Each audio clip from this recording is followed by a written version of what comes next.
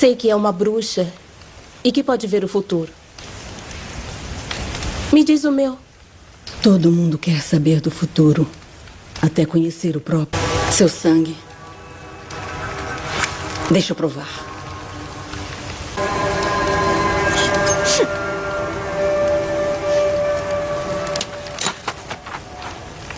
Eu serei rainha.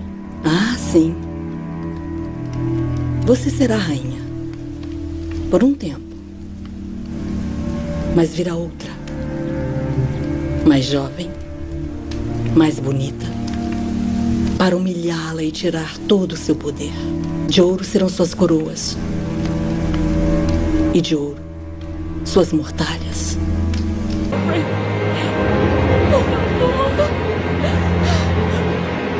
Oh, meu Deus, filho. Oh, meu Deus. Não, filho.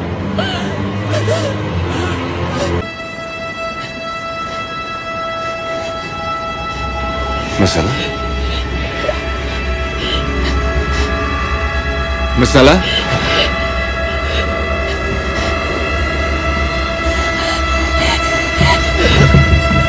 Masalah?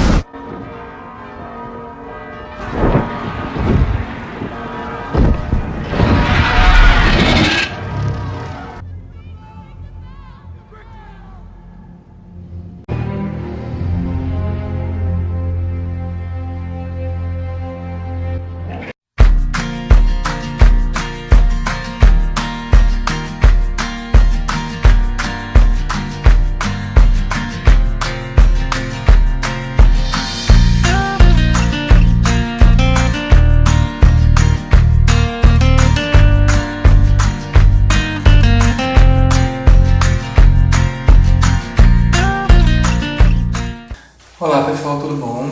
Bem, hoje vamos finalmente falar, finalizar as Crônicas de Gelo e Fogo do George Martin com A Dança dos Dragões, esse livro que eu tenho muita crítica a fazer.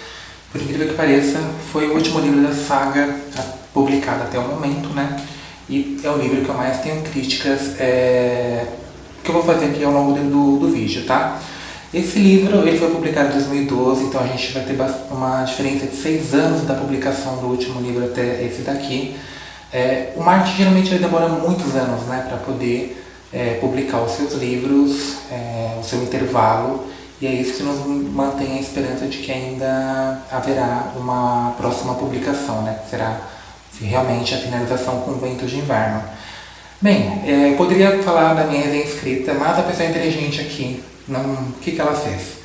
Com 40% da resenha escrita concluída, eu vou lá e dou shift down na resenha e eu perco toda a resenha escrita. Então esse vídeo, ele é um resgate de algumas informações que eu fui coletando ao longo da leitura, e também vai ter spoilers tanto da série, quanto do próprio livro A Dança dos Dragões. Eu vou falar um pouquinho também sobre as diferenças. Bem, gente, esse livro pra mim ele foi muito cansativo, ele foi muito tedioso. O que me ajudou muito na leitura desse livro foi acompanhar esse livro, acompanhando também o audiobook. Então eu ia lá, dava uma lida, acompanhava junto com o audiobook, senão eu chegava até meados de final de janeiro, eu não tinha terminado esse livro ainda. E o próprio canal Audiobook, que tem todos os capítulos do audiobook, me ajudou bastante na conclusão dessa leitura, agora em janeiro. Eu vou deixar o link dele aqui embaixo, muito interessante dar o crédito, por conta dessa ajuda que ele me ofereceu. Eu vou começar falando da Daenerys Targaryen. Nesse livro aqui, a Daenerys, ela está lá em Meereen, se preparando para ir para Westeros, e ela então começa a se deparar com alguns problemas ali. O principal desses problemas são os filhos da Arpia, que é como se fosse uma milícia dos nobres ali, um grupo de nobres de Meereen, que não estão nem um pouco satisfeitos com o seu regime anti-escravagista. Obviamente eles lucravam com o comércio de escravos. A Daenerys, quebrando suas correntes, não permitindo que isso acontecesse mais, então ela, nesse momento, gera um grande problema para esse tipo de comércio. Então esses filhos da Arpia estão ali matando seus imaculados, tentando derrubar seus dragões, o seu governo, né? E é um dos principais problemas que a Daenerys vai enfrentar. Além disso tudo, os dragões simplesmente agora já estão adultos, estão saindo por aí, fritando todo mundo, né? Cidadãos de Meereen. E a Daenerys, então, vendo isso, ela precisa trancá-los no Poço dos Dragões. Para tentar, então, acabar, né, com a ação dos filhos da Arpia, a Daenerys ela ficava com o rei Hizdahr. Como ele é ali um cidadão de Meereen, né, cresceu ali, muito reconhecido, tal, tem um bom nome, ela acaba se casando com ele. O que ela não imagina é que esse rei Hizdahr, né, Zolorak, ele também é um filho da Arpia e deseja se casar com ela, primeiramente para derrubar o seu governo e também matar os seus dragões. Um dos fatos mais curiosos que aconteceu na série, e eu esperei muito, foi o encontro da Daenerys com o Tyrion Lannister. O Tyrion Lannister, ele vai lá para Westeros, né, depois que ele mata o pai. Ele vai para Essos para encontrar com a Daenerys e ele acaba se tornando uma mão, a mão do rei, né, a mão da rainha, ou seja, ele se torna uma mão de Daenerys Targaryen. Vejam só que ironia, né, um Lannister se transformar numa mão de Daenerys Targaryen.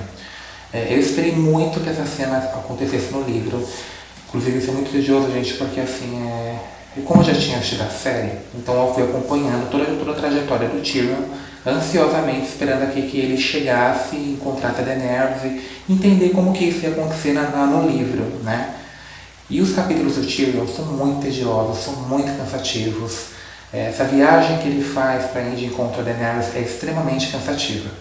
E eu esperei muito. Quando eu cheguei no final do livro, e isso não havia acontecido na Dança dos Dragões, eu fiquei completamente decepcionado. Toda essa amizade que eles acabam criando, que aparece na série, né, infelizmente não apareceu no livro, ela é muito bonita, né? É muito interessante entender esse processo e essa ligação que o escritor acabou fazendo, eu achei muito legal. Uma das cenas que vai ocorrer aqui, que na verdade não no livro, vai ocorrer na série, né, acho que na sétima temporada, na sexta, sétima temporada da série, é a tão esperada chegada de Daenerys Targaryen em Pedra do Dragão, em Westeros, né? Foi uma das cenas mais lindas, assim, de quem acompanhou a saga, de se ver. Eu acredito que todo mundo, né, todos nós que lemos ou assistimos a série e os livros, esperávamos. Foi uma das cenas, assim, muito bem feitas, muito incrível. Gostaria muito de ter visto essa cena no livro. Bem, gente, outra coisa também é que até o final da série, não acontece no livro também, né? Que a Daenerys ela vai perder 2 dos dragões. Ela vai perder o Rhaegal e ela vai perder o Viserion. O único que vai continuar com a Daenerys é o Drogon. A outra cena, assim, bombástica, foi sim o ataque de Daenerys Targaryen a Porto Real. Quando ela chega em Porto Real com o Drogon, né, atacando, destruindo tudo, foi uma das cenas mais criticadas porque todo mundo não esperava isso, né? Uma Targaryen caridosa, bondosa, no final acabava matando tanta gente, tantos inocentes, etc. O que a gente não pode esquecer, gente, é o seguinte. Primeiro que a Daenerys e Viserys, né, o irmão dela, também só não foram mortos quando o rei Robert Baratheon atacou o pai dela, o Aegon Targaryen, e matou todos os Targaryen. Eles só não morreram porque eles fugiram, né, eles conseguiram fugir. Outra coisa que nós não podemos esquecer é que a família Targaryen ela tem um histórico, né, de serem loucos. Então, eles agem de uma determinada forma, por um período, e num outro momento eles acabam agindo como loucos, né? Tanto que alguns Targaryen do antepassados ficaram conhecidos como, por exemplo, Aegon, o Louco, né? E por aí vai, porque isso é uma das características, né, dos Targaryen. Uma cena que aconteceu na série também não ocorreu aqui no livro e eu esperei. Eu queria muito entender o que se passou na cabeça desse menino. Foi o suicídio do rei Tommen Baratheon, né, quando ele vê ali quando a rainha Cersei, o grande septo de Baelor, né, matando todo mundo, ele ficou horrorizado com aquela cena, né, de tudo destruído, a catástrofe que a mãe acabou causando ali na cidade, enfim, né, pelo menos foi o que eu entendi da cena, e ele acaba se jogando da Fortaleza Vermelha, decepcionado com a atitude da mãe, né, da sua busca, né, das suas ações em nome do poder, ele acaba se jogando. Essa cena não ocorre no livro, eu queria muito entender que se passou na cabeça desse garoto quando ele se jogou daquela torre, quando ele tira a coroa, né, e se joga daquela torre. Então assim, gente, eu queria muito mesmo entender o que se passou na cabeça desse garoto. Enfim, né, vamos, quem sabe, esperar o próximo livro se sair e a gente conversa sobre esse evento quando sair, o evento de inverno. E outro capítulo muito interessante são os capítulos do Phil Greyjoy, que na verdade é o Fëdor, e é muito legal a gente ver ali do retorno ali acontecendo com ele, né? Muito embora o que o Ramsay Bolton está fazendo com ele meio que foi muito pior do que ele fez, né, com os Stark em Winterfell, etc. Mas ali a gente consegue entender um pouco, porque assim, é devastador, né? Ele detonou tanto, né? O Bolton acabou decepando o seu órgão reprodutor, decepou os seus dedos, enfim, tirou o seu próprio nome e o pior de tudo, o convenceu de que ele não é Theon Greyjoy e sim um Fëdor, né? São até os nomes como começam os capítulos dele. E tem um capítulo dele específico que o primeiro parágrafo é muito show, que ele tá ali sozinho, tá preso e ele acaba precisando comer um rato de fome. E esse capítulo eu vou dar uma lida aqui para vocês. O rato gritou quando ele mordeu, contorcendo-se descontroladamente em suas mãos, frenético para fugir. A barriga era a parte mais macia, ele rasgou a carne fresca, o sangue morno escorrendo por seus lábios. Era tão bom que trazia lágrimas aos olhos. Seu estômago roncou e ele engoliu. Na terceira mordida, o rato parou de lutar e ele se sentiu quase satisfeito. Quando li esse parágrafo, me deu, até agora, quando eu li esse parágrafo, a sensação que eu tenho de enjoo mesmo, uma vontade de vomitar. É lógico que a cena descrita não é bonita, mas a perfeição do parágrafo, né, eu achei muito incrível por nos fazer sentir essa emoção, essa sensação, na verdade. Eu achei muito interessante, né? Quando eu li os capítulos do Fëdor, né, do Theon Greyjoy, me lembrou um pouco o que aconteceu com os judeus ali, né? Quando os nazistas acabam tirando seus nomes, tudo que lhes pertencia, né? Até mesmo suas características naturais, e os convenceram de que eles não tinham mais nomes, enfim, né? Você tirar a personalidade de alguém. Então eu achei isso bem legal. Temos ali também o Jon Snow, né? Que está sendo meio que sendo manipulado, tendo que lutar contra o Rei da Noite, o Rei Stannis Baratheon ali tentando manipulá-lo também, a Melisandre. E a cena mais interessante de todas, que é a cena que a Arya Stark acaba matando o Rei da Noite, né? Então essa cena, muito embora ela foi vítima, essa cena específica teve muitas críticas, né? Teve gente que criticou como o Rei da Noite foi morto, né? O cara causou na série toda e foi morto simplesmente por uma adaga, né? E, enfim. Mas essa cena é muito interessante também. Interessante não, bonita, vamos dizer assim. Não posso dizer como essa cena ocorreu aqui na série, também porque a Arya nem apareceu muito. E Game of Thrones, né? Vamos falar da saga, a Guerra das Crônicas de Gelo e Fogo, vamos falar da série. Termina então, né, com a morte, infelizmente, com a morte de Daenerys Targaryen. E ali há uma votação, né, e acabam nomeando Bran Stark o próximo rei do Trono de Ferro. A série então ela vai terminar, né? Então assim, para ser o próximo dono do trono, não será mais por dinastia, e sim por uma democracia. Então não vai adiantar você ter um pai, uma mãe, uma avó, que eram os donos do Trono de Ferro, isso não vai te garantir ser o próximo dono, e sim uma votação com os principais nobres de Westeros, né? Então deixa de ser uma dinastia e passa a ser uma democracia. O capítulo que eu mais gostei aqui um capítulo chamado Derrubador de Reis, né? Que é um dos capítulos do Sir Barristan, que ele acaba matando, né, o marido da Daenerys Targaryen, Hizdahr, porque ele percebeu ali que era um golpe, que ele não amava a Daenerys, assim, ele estava tentando derrubá-la, né, e conseguir o seu governo, né, controlar o seu governo. Então ele acaba matando. É um dos capítulos que eu achei mais interessante. Mas é que eu vou falar mais, nem vou falar muito do que eu gostei, porque na verdade eu tenho mais motivos que eu não gostei. E é sobre isso que a gente vai falar agora. Vamos então às críticas que eu tenho aqui à Dança dos Dragões. Muito mais contras do que prós. Bem, diferente dos outros livros, né, que eu já tinha mencionado, dos primeiros livros, esses capítulos aqui são extremamente longos e cansativos. São capítulos muito longos e extremamente cansativos e tediosos, e enfim, né, o Martin vai detalhar assuntos bobos, não bobos, mas assuntos não muito relevantes de uma forma assim, sabe, 5 páginas, 8 páginas. Enfim, esse é um dos primeiros contras que eu tive em relação a essa leitura. Bem, os capítulos que eu mais esperei, eu já tinha até comentado na resenha anterior, né, o Festim dos Corvos, que os capítulos que eu mais tinha gostado eram os capítulos da Arya Stark e da Cersei Lannister.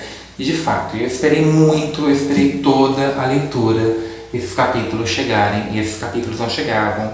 Eles foram chegar, por exemplo, aqui já, quase para o final, isso com 2 capítulos de ambas. 2 capítulos da Arya, 2 capítulos da Cersei. Assim, os capítulos da Cersei, gente, incríveis. Tem um momento que ela tá ali, né, sendo interrogada pelo Alto Pardal, né, sendo interrogada. E ela é obrigada a se fazer de vítima, né? Ela acaba meio que confessando os pecados ali.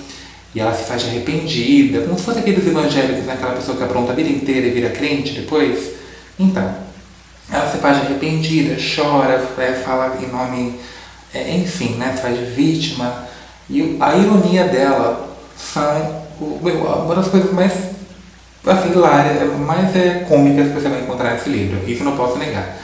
Gente, esperei tanto os capítulos delas e só aparecer 2, isso no final da leitura foi uma coisa que não me agradou, né?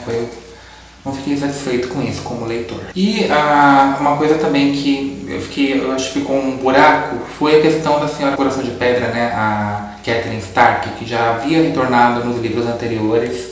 Acho que desde o terceiro, até mesmo o primeiro, ela começou retornando ali como um ser, meio uma criatura meio estranha, né, toda machucada e tal, e querendo se vingar de todo mundo, enfim. Só que parece que ficou um buraco, né? Se o Martin não corrigir isso no próximo livro, vai ficar estranho, né?